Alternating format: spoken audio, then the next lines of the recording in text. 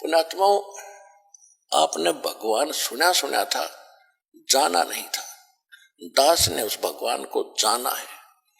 अब जैसे जब परमेश्वर कबीर जी एक कपड़ा बुनकर निर्वाह करते हुए लीला कर रहे थे, एक झोपड़ी में रहते थे, सुबह का आटा शाम का है तो सुबह का शायद ही होता, और उस समय वो प्रचार भी करते थे, जनता को समझाया करते थे अपने बच्चों को। वो तो एक लीला करने आए थे, आते ही हैं, ऐसे वो नियम है उनका, प्रत्येक युग में एक बार वो ऐसा करते हैं। तो उस समय एक निर्धन व्यक्ति हैंड टू माउथ कमावे और खावे, कपड़ा बुने। एक हफ्ते में कितना कपड़ा बुन देगा आदमी? 50 फुट भी ना बने, 20 फुट भी ना बने, और उसके बिकने के बाद वो मेन दाना मिलना था, बस उससे गुजारा कर रहा। और उसकी और ज्ञान सुनाते थे भगवान, यही क्योंकि तुझे उद्देश्य ये लेकर आते। तो उस समय उनका इतना विरोध कर दिया था हिंदू और मुसलमान के धर्म गुरुओं ने, ना वो ज्ञान से हारे।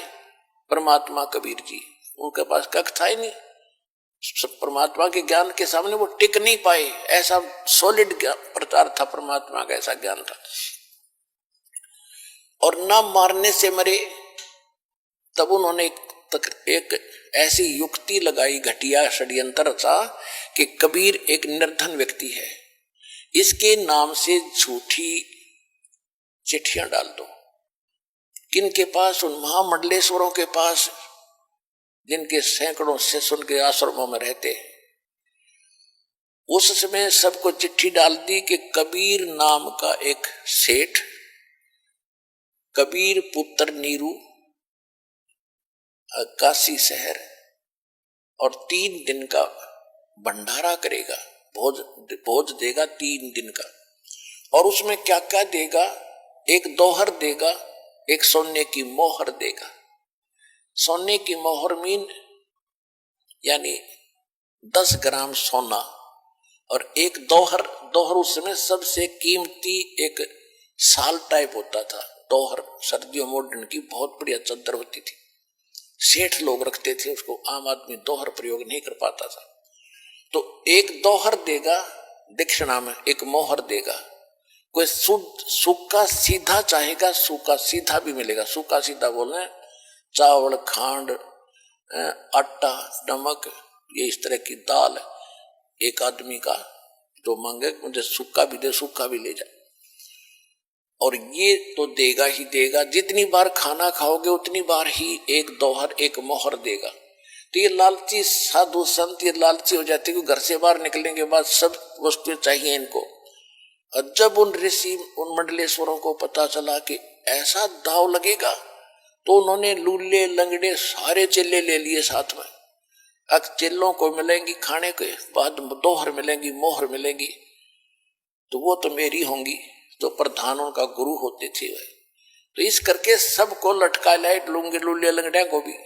18 लाख इकट्ठे हो गए, 18 लाख। अब पुण्यात्माओं, अब गरीबदास साहेब परमात्मा से परिचित हो चुके थे। उन्होंने फिर उनकी कैसे चित्रार्थ किया कि सुबह सुबह जब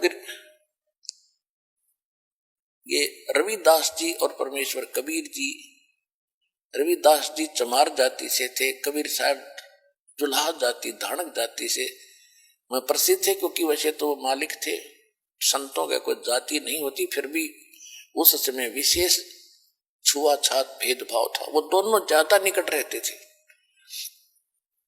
तो सुबह सुबह रविदास जी ने देखा कि ये क्या होगा, जहां तक नजर जावे जनता, 18 लाख आदमी थोड़े नहीं होते। यहां मेरे ख्याल में तो बहुत सारे हिसार के अंदर नहीं होंगे 18 लाख आदमी। तो 18 लाख व्यक्ति आकर बैठ गए। वो साधु संत रविदास जी सुबह सुबह उठे, उनसे पूछना लगा कि भाई क्या बात है, अब कौन हो, कहां से आए हो? तो ऐसे पूछने वाले उनको बहुत मिल चुके थे। तो वो साधु संत कहते हैं कि काशी वालों, ए बनारस वालों, तुम कौन सी दुनिया में रहते हो? हम इतनी दूर से चलाए, तुम्हें यहां नहीं पता कि यहां क्या हो रहा है? यहां एक कबीर नाम का सेठ है, पुत्र नीरू, कबीर पुत्र नीरू, और वो एक भंडारा करेगा, हम उसके लिए आए हैं। आज ही शुरू होने वाला है। रविदास जी ने कहा कि कौन, फिर कहना भाई कौन है, किसका नाम से हो रहा है कि कबीर पुत्र नीरू और काशी बनारस। अब कबीर पुत्र नीरू तो एक का था, जो रविदास जी को पता था कि अभी तुम्हारे पास कोई, रविदास जी ने पूछा कि तुम्हारे पास कोई लिखित है? अकां जी देखो सबके पास पर्चे गए, हमारे पास चिट्ठी गई हमारे पास, तब आए, वैसे थोड़ा आते हैं। रविदास जी ने जाके भगवान को बताया घर पे कुटिया पे कि महाराज अब काशी छूटेगी अपनी, इन्होंने तो जुल्म कर दिया, ऐसा जुल्म कर दिया कि अब हम यहां नहीं रह पाएंगे बनारस में। परमात्मा बोले क्या बात है कि ऐसे ऐसी बात होगी है, लाखों आदमी आए हुए हैं और सब ने चिट्ठी दे रखी, इन झूठे लोगों ने ये हमारे साथ मजाक किया है, इन गुरुओं ने, मुसलमान और हिंदुओं ने मिलके, और बहुत लोग आगे हैं। परमात्मा बोले रविदास जी दरवाजा बंद कर बैठ जा अंदर, हम दरवाजा खोलेंगे नहीं, घर से निकलेंगे नहीं, रात होने दे, घर छोड़कर चला जाऊंगा, मैं अपने बच्चों को लेकर, ये नहीं जीने देंगे यहां पर मेरे को।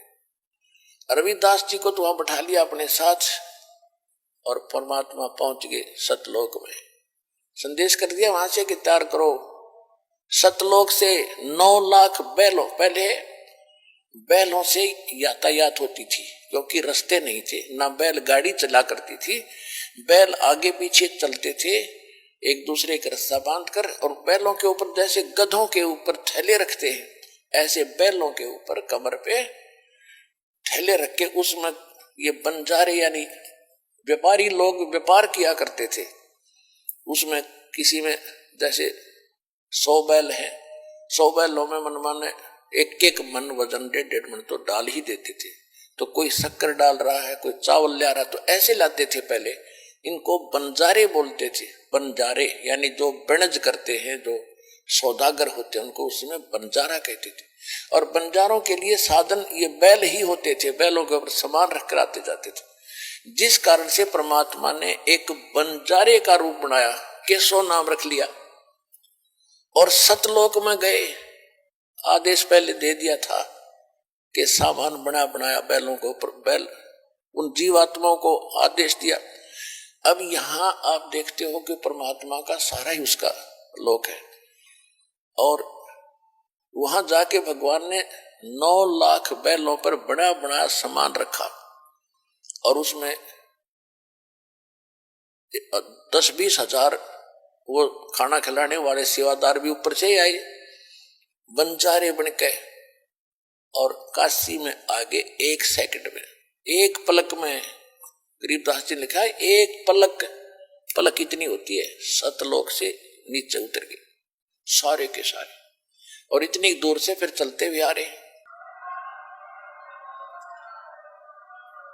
बिल्कुल समय पर वहां लगा कर टेंट तंबू और भंडारा शुरू कर दिया। सिकंदर लोधी दिल्ली का बादशाह जो परमात्मा के से बहुत प्रभावित थे, उनको बहुत से सुख दिए थे, उसको भी शेख तकी नाम का एक धार्मिक गुरु था जो कबीर परमात्मा का विशेष विरोधी था, और वो सिकंदर लोधी दिल्ली के बादशाह का खास धर्म गुरु था। तो उसने एक चिट्ठी सिकंदर लोधी दिल्ली के बादशाह को भी दे दी थी कि आपको आपके गुरुजी बुला रहे, भंडारा कर रहे। अब उस चिट्ठी को पाके वो भी पहुंचे, वहां जाकर देखा भंडारा चल रहा था। शेख तकी ने ये सोचा था कि आज कबीर काशी छोड़कर भाग गया होगा, और ये सिकंदर लोधी उसकी घनी महिमा सुनाता है दुनिया को, इसको भी पता चल जाएगा और इसकी आस्था उससे हट जाएगी। और शेख तकी इसी ताक में रहता था, किसी प्रकार राजा का मन उससे हटे और मेरी तरफ जुड़ा रहे, ईर्ष्या थी उसको। जब वहां जाकर देखा भंडारे चल रहे हैं, कोई खा रहा है, कोई लड्डू, जलेबी, कचौड़ी, पकौड़ी, दही बड़े, जो कुछ मांग रहे, जो खाद्य पदार्थ होती है, खांड, घी, देसी हलवा, पूरी और खीर, चावल, सब कुछ बना बना कर टेंटों के अंदर से भगत ले जा रहे हैं और बांट रहे हैं। अब शेख तकी ने तो सोचा था वहां कोई नहीं मिलेगा, उसको गाली देते पाओगे लोग इकट्ठे होकर, और वहां जय जयकार हो रही, वह भंडारा देखा तो कबीर जी जैसा था, ऐसा स्वादिष्ट और ऐसी व्यवस्था कदे देखी न सुनी। पास बैठो को सबको जहां बैठे हुए भोजन मिल रहा है, और चलते हैं जब एक दोहर एक मोहर वो साथ मिल रही है। अब शेख तकी की मासी मरगी, वो तो बैठ गया पेट कलेजा पकड़ के, क्यों तो अब भी नहीं भागा। अब सिकंदर लोधी ने पूछा कि ये कौन व्यवस्था कर रहा है, तो खाने वालों ने बताया कि एक टेंट में बैठा व्यक्ति वो व्यवस्था कर रहा है। वहां परमात्मा दूसरे रूप में बैठे थे, एक सेठ के रूप में, बंजारा केशव नाम रख के। सिकंदर लोधी ने कहा जी प्रणाम। अखा जी प्रणाम, आओ, आप कौन हो? सिकंदर लोधी ने पूछा कि मेरा नाम केशव है राजन, आप कबीर जी के क्या लगते हो? सिकंदर लोधी ने प्रश्न किया। परमात्मा केशव ने कहा कि मैं उसका पगड़ी बदल मित्र हूं, वो मेरा यार है, और उसने मेरे पास एक चिट्ठी डाली थी कि मित्र एक छोटा सा भंडारा करना है, कुछ सामान लेते आएगा, तो उसके आदेशानुसार मित्र के लिए मैं ये भोजन भंडारा करवा रहा हूं। अब शेख तकी ये सुना कि ये तो यूं कह रहे छोटा सा भंडारा है, इसको 18 लाख व्यक्ति भोजन खा रहे, उसका तो और घड़ों पानी गिर गया। तो फिर सिकंदर लोधी ने पूछा कि भगवान कहाँ है, कबीर साहब कहाँ है? वो नहीं आए क्या मेले में जहां भंडारा चल रहा है, वहां नहीं आए हैं क्या? तो केशव रूप में बैठे परमात्मा ने कहा जब उनका दास बैठा है, उनका मित्र बैठा है, मालिक आएंगे जब आ जाएंगे, उनका मूड होगा, हम जो आदेश था हम उसका पालन कर रहे हैं। सिकंदर लोधी ने सोचा भाई पहले दर्शन करूंगा गुरुजी के और फिर भोजन खाऊंगा। तो झोपड़ी पर चले गए, हाथी पर बैठे बैठे, सैनिक साथ में थे। अब सिकंदर लोधी हाथी से उतरा, दरवाजा खटखटाया, आवाज लगाई कि गुरुदेव दरवाजा खोलो। अब रविदास जी ने कहा कि महाराज वो तो यहां भी आगे दिखे। परमात्मा बोले भाई कोई बात ना, बेइज्जती कर लेंगे, दरवाजा नहीं खोलेंगे जब तक पार बसाओगे। दूसरी बार फिर कहा कि परवरदिगार दरवाजा खोलो। तीसरी बार कहा कि दरवाजा खोलो आपका। तो परमात्मा ने पूछा कौन है भाई? कि आपका दास सिकंदर दिल्ली से आपके दर्शनार्थ आया है, दर्शन करना चाहता हूं। तब परमात्मा ने कहा कि राजन आज दरवाजा नहीं खुला है, मैं तो बेइज्जती कर दी ने, ये मुझे जीने नहीं देंगे। मैं तो आज इस काशी में हूं और घर छोड़कर अपने लेकर परिवार को कि कहीं दूर बसूंगा जाके, ये मुझे जीने नहीं दे रहे महाराज, मैं दरवाजा नहीं खोलूं, मेरी तो बेइज्जती कर दी ने। सिकंदर लोधी कहने लगे भगवान आप मुझे नहीं बहका सकते, आप किसी और को बहका सकते हो, मैं आपको खूब जान चुका हूं। आप स्वयं अल्लाह की जात हो, आप स्वयं अल्लाह अकबर हो, आप खुद इलाही हो, आप सर्वशक्तिमान हो। हे परवरदिगार एक बार दर्शन दे दो मुझे। इतना अधीन जब हुआ तो कहा रविदास खोल दे खिड़की। दरवाजा खोला तो मुकुट समेत दंडवत प्रणाम किया सिकंदर लोधी ने परमात्मा की जन्म, और कहा कि हे परवरदिगार आप तो, आपको कोई अगर आपको पहचान ले फिर तो समस्या हल हो जा, आपको पहचानना ही कठिन है। आपने वहां रंग लगा रखे भगवान, आपकी जय जयकार हो रही है, 18 लाख व्यक्ति जीवने लग रहे हैं, और सभी ये देखना चाहते हैं कि कौन है वो महान आत्मा, कौन है वो सेठ कबीर, उसके दर्शन तो कर ले जिसने ऐसा भोजन करा रखा है। आपके दर्शन करना चाहते हैं, उनका कल्याण हो जाएगा, एक बार दर्शन दे दो उनको। कहते हैं परमात्मा खड़े हुए वहां पर, जो ही झोपड़ी से बाहर आए, आकाश से एक मुकुट आया, सुंदर मनोहर मुकुट, और ऊपर से फूल बरसने लग गया आकाश से परमात्मा के ऊपर, कबीर साहब के ऊपर।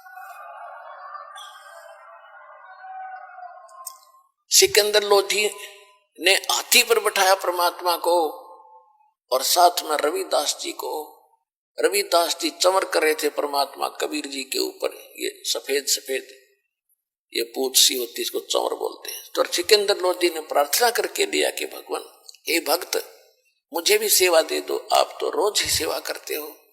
तो वो चंवर लेकर के सिकंदर लोधी कबीर भगवान के ऊपर चंवर कर रहा है और हाथी पर बैठे सभी आ रहे हैं। मेले में प्रवेश हो गए जहां भंडारा चल रहा था। लोग देख रहे हैं कौन है कबीर की, वो आ गया कबीर जिसके सिर पे मुकुट है और जिसपे ये सिकंदर लोधी सेवा कर रहा है। सब देखकर जय जयकार कर खड़े होकर देखे, क्यों मालिक के दर्शन से ही खुशी हो। अब सब जगह जय जयकार हो रही है। सारे मेले में घूम गए।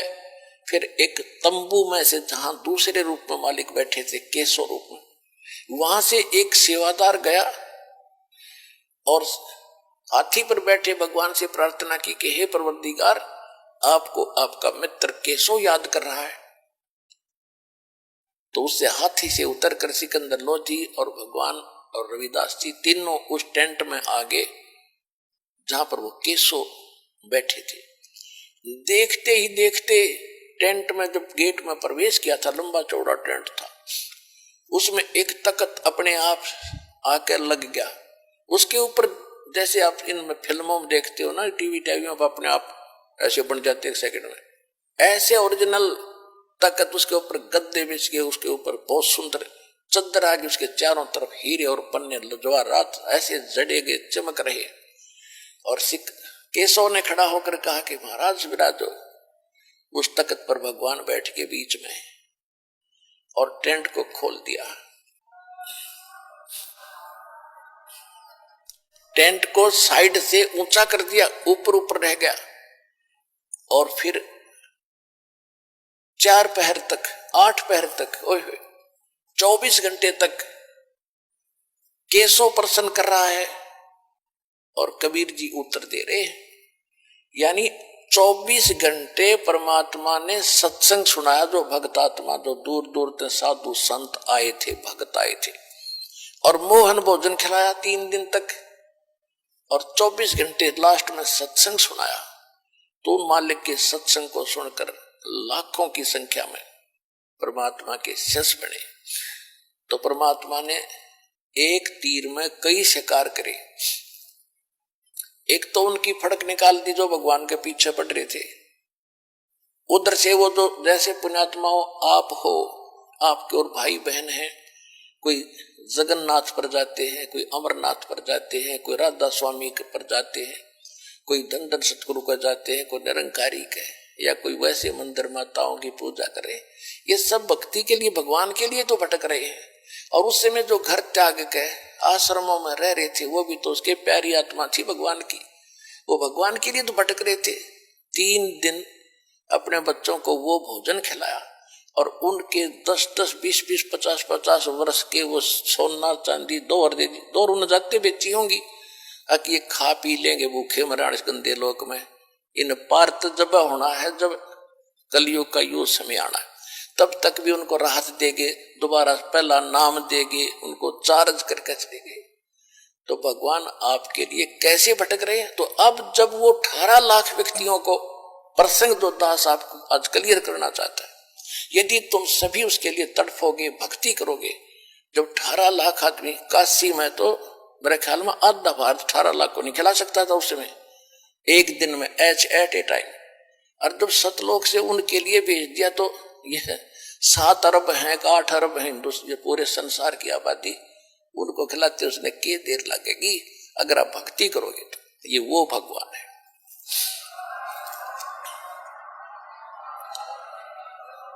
तो परमात्मा ने लिखा कि एक बार फिर सतयुग जैसा माहौल होगा यहाँ पर, जैसे सतयुग में सुख होता था।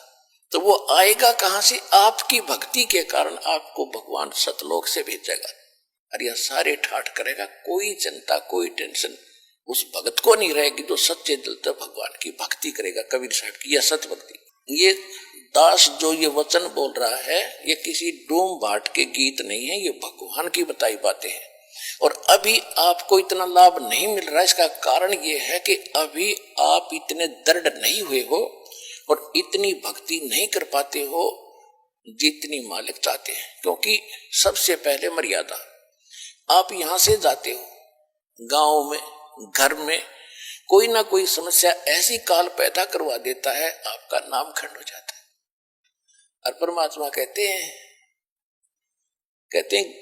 गरीब दास मैं क्या करूं, यो कहते हैं अनंत कोट बाजी तहा मन रचे सकल ब्रह्मंड, गरीब दास मैं क्या करूं यो काल करे जीव खंड।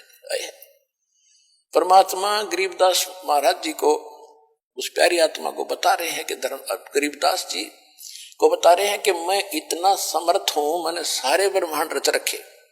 अनंत कोट बाजी तहा मन रचे सकल ब्रह्मांड, और गरीब दास मैं के करूं यो काल करे जीव खंड, कि ये काल मेरे से इनको तोड़ लेता है, इनका नाम खंडित करा देता है। यदि ये नाम पर डटे रहे तो न सारे सुख दो न मोक्ष दो, तो अंत में भगवान भी दुखी हो जाता है कि मैं क्या करूं, ये खंडित करवा देता कोई न कोई बकवास करवा के, फिर मैं नहीं कर सकता, इनको कोई लाभ नहीं दे पाता, जिस कारण इनको अविश्वास हो जाता है, फिर ये मुझसे दूर चले जाते हैं। और फिर तो सदा दुखी रहना ही रहना है इनको, मेरे से दूर होकर के फिर सुख कैसा। तो पुण्यात्माओं, सबसे बड़ा काल ने अब ये जाल फैला रखा है कि आपका नाम खंडित करा देता है। फिर आपको आपत्ति आनी है, से नाम भी ले रखा है, फिर अविश्वास हो जाता, वहां भी गया था, मुझे कोई लाभ नहीं मिला, चलो कहीं और धक्के खा ले। तो फिर तो धक्के ही धक्के यहां से जाने के बाद। लेकिन इस ज्ञान के बाद आपको ऐसा विश्वास हो जाएगा जैसे काग जहाज का, फिर सूझ जाए और न ठोर। तो दास आपको पहले ज्ञान कराता है, फिर आपको नाम देता है, और फिर आपको समाधान भी देता है भगवान, फिर आपका मोक्ष ऐसे हो। आप सुन रहे थे जगत गुरु तत्वदर्शी संत रामपाल जी महाराज जी के मंगल प्रवचन। अधिक जानकारी के लिए विजिट कीजिए हमारी वेबसाइट www.jagat